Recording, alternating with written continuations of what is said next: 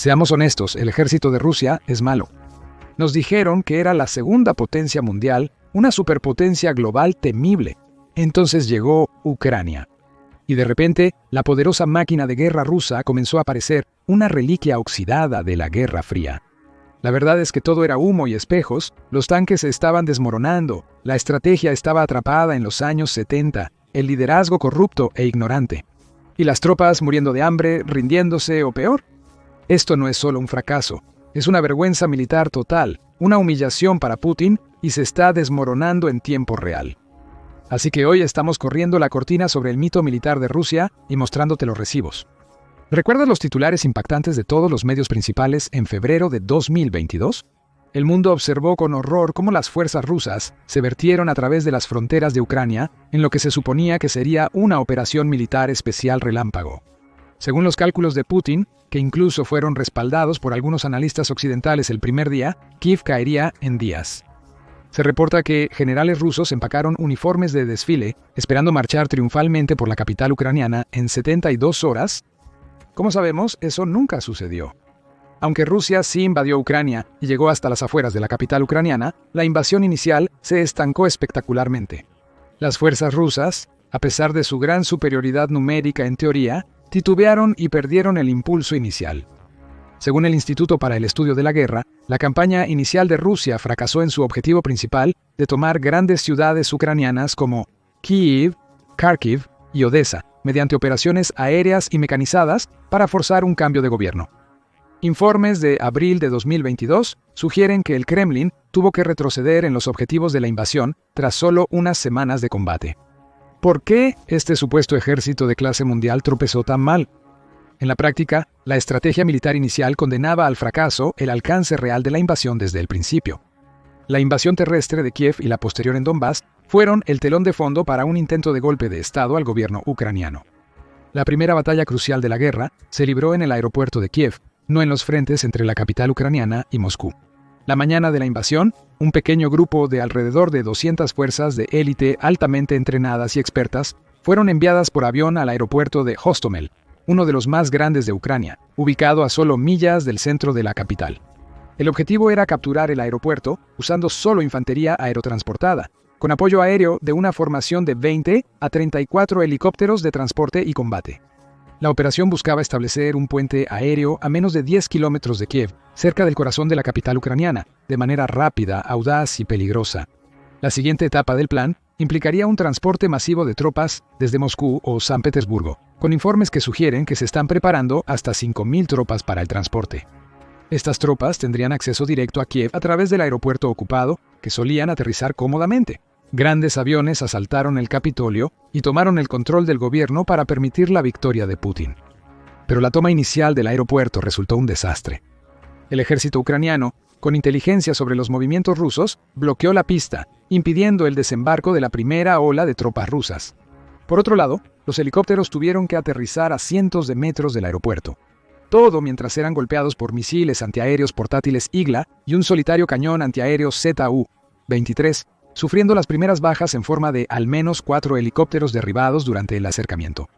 La batalla resultante entre las fuerzas rusas y ucranianas fue de ida y vuelta, lo cual fue sorprendente, dado que las tropas rusas supuestamente eran fuerzas especiales, mientras que las ucranianas eran reclutas. Sin embargo, las tropas rusas ocuparon el aeropuerto, pero solo unas pocas horas después del cronograma proyectado. Para entonces, el ejército ruso restante enfrentaba sus propios retrasos. La infantería mecanizada de Bielorrusia fue frenada por las defensas ucranianas y llegó al aeropuerto hasta el siguiente día. El transporte aéreo de Rusia, que reforzaría a las tropas iniciales con 5.000 hombres, fue retirado por falta de lugar para aterrizar. La infantería mecanizada ucraniana bombardeó el aeropuerto para hacerlo inutilizable para las fuerzas rusas entrantes. El preludio a la invasión presagió lo que vendría. Pero los problemas subyacentes que lo hicieron inviable se extienden por todo el ejército, en los que profundizaremos más. Considere la escasez generalizada de equipos en el ejército, lo cual contradice el ethos del país de tener uno de los ejércitos mejor preparados del mundo. En los primeros días de la invasión, un convoy ruso de 35 millas quedó inmovilizado fuera de Kiev. Los problemas de combustible y suministro fueron un factor importante, pero no la única razón. La resistencia particularmente mediante ataques con drones y emboscadas, fue crucial para detener el convoy. Este avance estancado formaba parte de una fuerza mecanizada más grande destinada a tomar el aeropuerto y liderar el empuje hacia la capital. Y sin embargo, esta fuerza, que representa a un país que exporta más petróleo y gas que casi cualquier otro en la Tierra, quedó varada en la carretera. Además, medios independientes y publicaciones virales en redes sociales mostraron a soldados rusos robando comida de tiendas ucranianas, empeorando la situación. ¿Por qué? Porque a algunas tropas de primera línea se les estaban entregando raciones militares que habían caducado en 2015. Según evaluaciones de la OTAN, Rusia subestimó enormemente los requisitos logísticos para su ambicioso ataque en 3 frentes. Sus cadenas de suministro se desplomaron casi de inmediato al toparse con la realidad. En términos militares, esto no es solo un fracaso táctico, es una descomposición fundamental de la planificación militar básica. El Instituto Real de Servicios Unidos planteó que el alcance de la invasión superaba con creces lo que el ejército realmente podía distribuir. Las órdenes reales para invadir Ucrania, así como las órdenes de proporcionar suministros a las fuerzas que se conformarían. La primera ola de la invasión llegó solo un día antes de su inicio, tomando por sorpresa. Sin darse cuenta, los altos mandos del ejército ruso hicieron lo que pudieron, delegando la mayoría del trabajo a los oficiales de menor rango. Además, esos oficiales no fueron capacitados adecuadamente para manejar estos problemas, lo cual también requiere discusión. Puede que pienses que los problemas de suministro son comunes en la guerra, pero ¿qué hay del equipo que sí lograron desplegar? Se estimaba que Rusia tenía algunos de los arsenales más grandes de tanques, artillería y vehículos de apoyo de infantería en el mundo. Los desfiles militares en Moscú, a través del tiempo, se esforzaron en exhibir los avances del complejo militar industrial ruso. Sin embargo, gran parte del tan elogiado programa de modernización de Rusia resultó ser más apariencia que sustancia. Según el grupo de inteligencia Oryx, que documenta las pérdidas de equipo con evidencia fotográfica, hablemos de números. Rusia perdió más de 1.000 tanques en el primer año de la guerra. Para el final del segundo año, la cifra ascendió a 2.800. Eso supera la cantidad total de tanques activos en los ejércitos británico, francés y alemán juntos en ese periodo. Una estimación más reciente después del tercer año completo sitúa el recuento en unos asombrosos 3.800 tanques. Rusia perdió más de 12.000 vehículos de combate blindados en total, incluyendo tanques entre 2022 y 2025. Rusia utilizó los tanques de batalla principales T-90 y T-80, versiones mejoradas de diseños soviéticos, y mucho más capaces que lo que Ucrania desplegó al inicio de la invasión, el T-84 y el modernizado T-64. Pero las fuerzas ucranianas han destruido, dañado o capturado cientos de estos tanques modernos. Los tanques modernos aún tenían debilidades cruciales de los diseños soviéticos, que buscaban reducir la complejidad, el mantenimiento y los requisitos de mano de obra. Un ejemplo vital fue el sistema de cargador automático. Aunque los tanques podrían disparar más rápido, sin necesidad de un tripulante dedicado a recargar el armamento principal, el almacenamiento de municiones sin blindaje terminó siendo un problema. Esto permitiría a las tropas ucranianas apuntar directamente al almacenamiento con minas o drones, lo que podría diezmar todo el tanque. Sin embargo, se descubrió que algunos tanques tenían bloques de armadura reactiva llenos de goma o cartón en lugar de explosivos. Esto sugiere que la producción de tanques está muy retrasada respecto a las metas establecidas. La corrupción desenfrenada y la falta de financiación han llevado a Rusia a enviar equipos defectuosos o anticuados al frente de batalla. Los problemas con el equipo se acentuaron debido a informes de principios de 2023 sobre Rusia, desplegando tanques T-62 de la era soviética e incluso más antiguos T-55.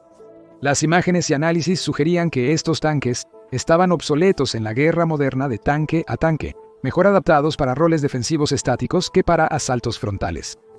Así, en menos de un año, los estrategas rusos cambiaron su objetivo de invadir y capturar toda Ucrania, para formar una línea de defensa con tanques antiguos y evitar que el ejército ucraniano recuperara Donbass, entre otras acciones. El T-90 o su versión avanzada, el T-90000, no se suponía que fueran el pináculo de la ingeniería de tanques rusos. Ese honor, si pudiéramos llamarlo así, pertenece al T-14 Armata. Sin embargo, el programa T-14 acabó con muchos problemas. Cuando el tanque fue diseñado y mostrado inicialmente en 2014, las Fuerzas Armadas rusas anunciaron con orgullo que obtendrían 2.300 de estos tanques para el 2020. Esto le daría un periodo de 2 años para entrenar a sus tropas con los nuevos tanques y diseñar estrategias específicas para el vehículo modernizado. En contraste, la estimación continuó disminuyendo. Para 2021 se estimaba que habría solo 100 tanques para 2025. El número disminuyó a más de 40 después de 2023. Informes del 2023 mostraron imágenes de lo que parecían ser algunos T-14 en Ucrania, pero incluso esos últimos vehículos parecían haber sido retirados del frente pocas semanas después. Las afirmaciones de que se enviaron tanques a Ucrania fueron rechazadas, optando por enviar T-90S, más viables económicamente. Es más probable que Rusia retire los tanques del frente, para evitar la vergüenza de perder maquinaria de última generación frente a tanques soviéticos viejos, piezas obsoletas de la OTAN y drones comerciales modificados. Y la Fuerza Aérea Rusa no ha tenido mucho mejor desempeño, a pesar de tener una de las flotas de aviones de combate más grandes del mundo. En teoría, Rusia no ha logrado establecer la superioridad aérea sobre Ucrania. ¿Por qué? Según informes de inteligencia de la OTAN, los pilotos rusos reciben solo 50 a 100 horas de entrenamiento al año, en contraste con el mínimo de 180 horas de la OTAN. No saben operar eficazmente en un espacio aéreo en disputa. Además, la Fuerza Aérea fue diseñada para ser apoyada y guiada por las fuerzas terrestres rusas. Los pilotos rusos recibirían objetivos de los operadores en las líneas del frente o de defensas dentro de Rusia. En una guerra defensiva, el escenario más probable según la doctrina militar rusa. En cambio, con fallos generalizados de equipo y logística, los aviones rusos no tenían nada relevante que hacer. Con entrenamiento insuficiente y a veces sin equipos, sistema de posicionamiento global funcionales, como muestran las imágenes de aviones con dispositivos sistema de posicionamiento global comerciales atados en la cabina. Las aeronaves se limitaron a lanzar bombas planeadoras de largo alcance que presentaban sus propios problemas y fallas. La falta de progreso militar industrial podría explicarse por las increíbles tensiones en su economía, el efecto desequilibrado de la industria energética rusa en la producción doméstica y la corrupción. Rusia no tiene la capacidad industrial para producir sistemas avanzados en masa. Las sanciones occidentales han restringido severamente el acceso de Rusia a microelectrónicos cruciales y otros componentes de alta tecnología. Según informes, los fabricantes de armas rusos están utilizando componentes semiconductores de electrodomésticos, como refrigeradores y lavavajillas, para construir sistemas militares. Aún antes de la invasión, la economía rusa tenía muchos problemas. Las exportaciones de gas y petróleo representan una parte significativa de los ingresos del país. En ocasiones cercana al 50%, la industria energética ha crecido en detrimento de otras, con la mano de obra disponible desplomándose para compensar los crecientes asientos salarios y ofertas de trabajo de la industria.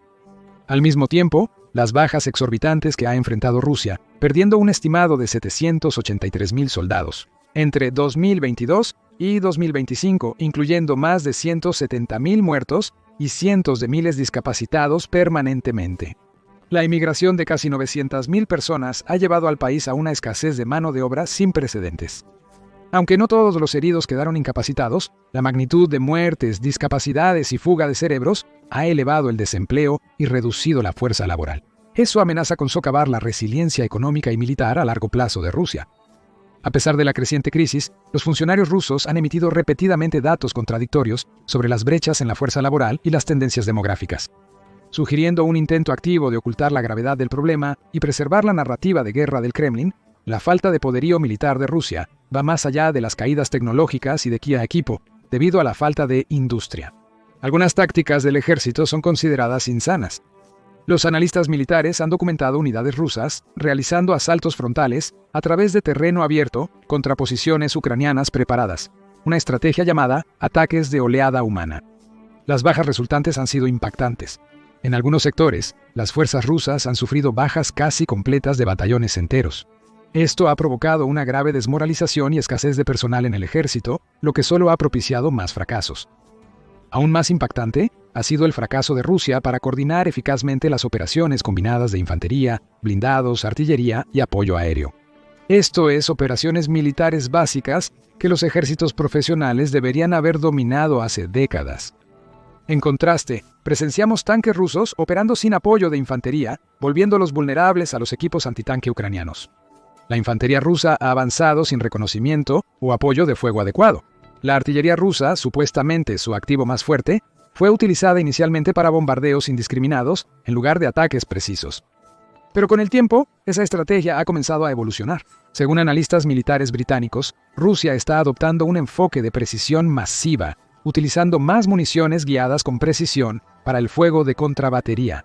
En resumen, lo que todos estos casos tienen en común es la falta de formación y la corrupción de los oficiales. Los generales rusos se han visto obligados a estar peligrosamente cerca del frente, ya que sus tropas no pueden operar eficazmente sin supervisión directa. Esto refleja la falta de iniciativa y formación entre los oficiales subalternos y no comisionados.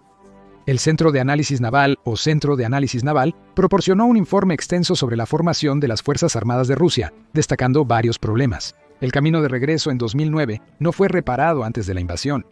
Un problema persistente en el ejército es la segregación entre soldados contratados y reclutados.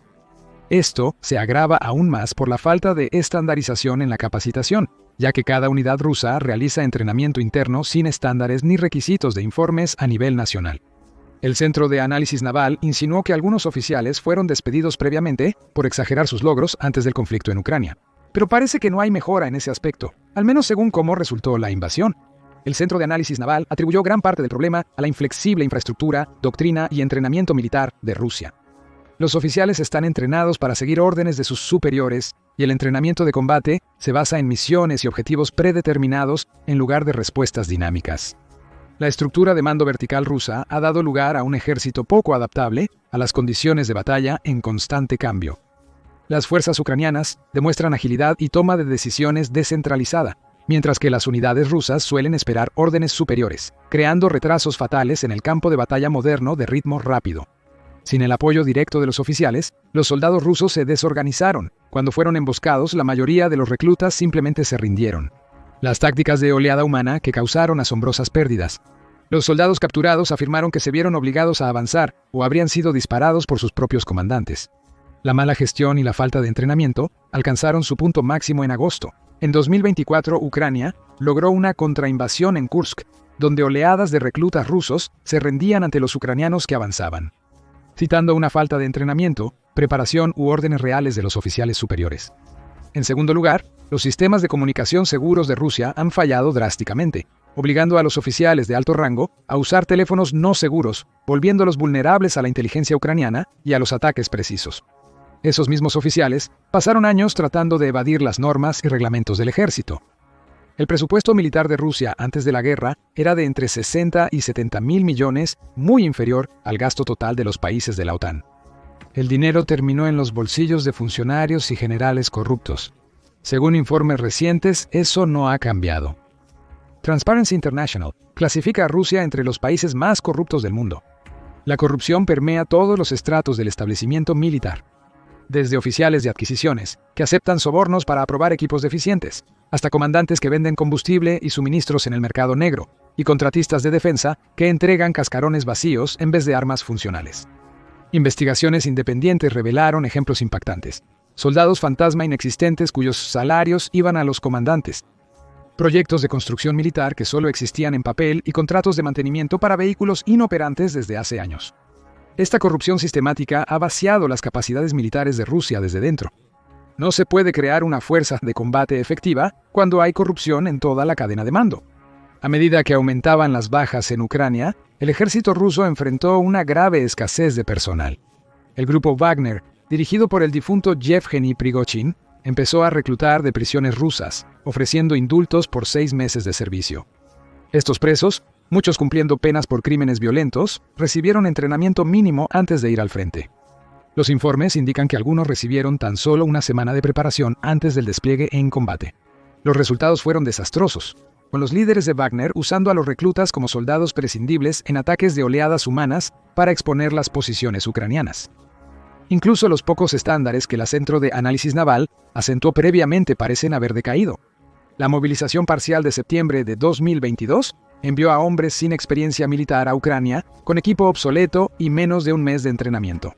El informe indica que es improbable que los ex-reclutas del ejército reciban entrenamiento de actualización, en comparación con los estándares de la OTAN, donde el entrenamiento básico de infantería dura meses y es seguido por entrenamiento especializado de unidad. La disparidad en la preparación es marcada y refleja un desprecio fundamental por el valor de las vidas de los soldados rusos.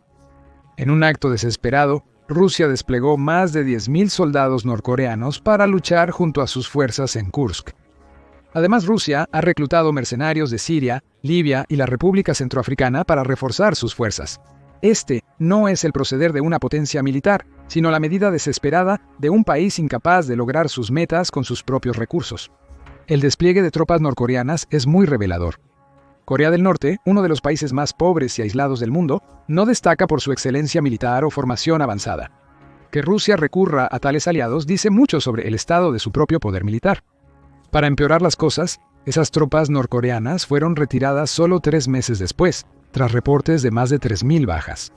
Aunque Pyongyang envió refuerzos después, el daño ya estaba hecho. Los esfuerzos de Rusia por fortalecer sus líneas del frente con refuerzos extranjeros fracasaron estrepitosamente. Pero analicemos el contexto general. ¿Cuáles eran los objetivos estratégicos de Rusia en Ucrania? Principalmente buscaban 1. Prevenir la expansión de la OTAN. 2. Demostrar el estatus de gran potencia de Rusia. Y 3. Asegurar un estado tampón amigable en su frontera occidental. Contrario a sus objetivos, Finlandia y Rusia se unieron a la OTAN, expandiendo significativamente la frontera de la alianza con Rusia, dañando su reputación militar, revelando debilidades que envalentonan en lugar de intimidar a los rivales, y Ucrania está más alineada con Occidente que nunca, con miles de millones en ayuda militar transformándola en un formidable baluarte antirruso.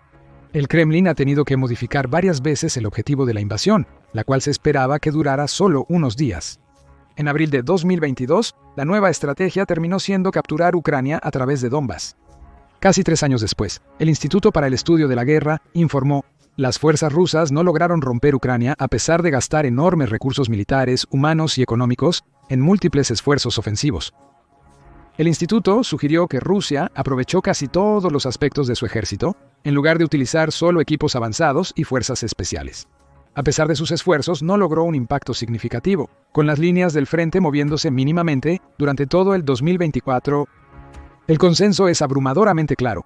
El ejército ruso ha rendido por debajo de las evaluaciones más pesimistas previas a la guerra. Considerando estos problemas profundos y sistémicos, el pronóstico a corto plazo para el futuro del ejército de Rusia es sombrío. Rusia ha agotado mucho de su equipo moderno, enormes cantidades de munición y ha perdido gran parte de su personal mejor entrenado. Aunque el conflicto en Ucrania finalizara mañana, Rusia requeriría años o incluso décadas para restablecer sus fuerzas convencionales. La reconstrucción se verá obstaculizada por las sanciones occidentales que limitan el acceso a tecnologías clave. Una economía en dificultades incapaz de sostener un gasto militar masivo y una crisis demográfica que limita el grupo de posibles reclutas. Esencialmente, Rusia requeriría reformas difíciles para enfrentar los problemas culturales y estructurales revelados. Esto implicaría combatir la corrupción, reestructurar el mando para empoderar a cooficiales de menor rango, modernizar la capacitación y promover una cultura que valore la evaluación honesta sobre el engaño para guardar las apariencias. Debido a la naturaleza del sistema político ruso actual, las reformas mencionadas parecen improbables. Es probable una reorganización superficial que mantenga el sistema disfuncional subyacente. Esto no significa que Rusia no sea peligrosa. Un oso herido suele ser el más peligroso, y Rusia conserva una capacidad significativa para infligir daño, particularmente con su arsenal nuclear y su disposición de atacar civiles e infraestructuras. ¿Crees que Rusia puede recuperar su poderío militar o sus problemas están muy arraigados para resolverlos pronto? Cuéntanos tu opinión en los comentarios. Gracias por ver ahora. Revisa ¿por qué la Marina de Rusia es mala? O mira este otro video alternativo,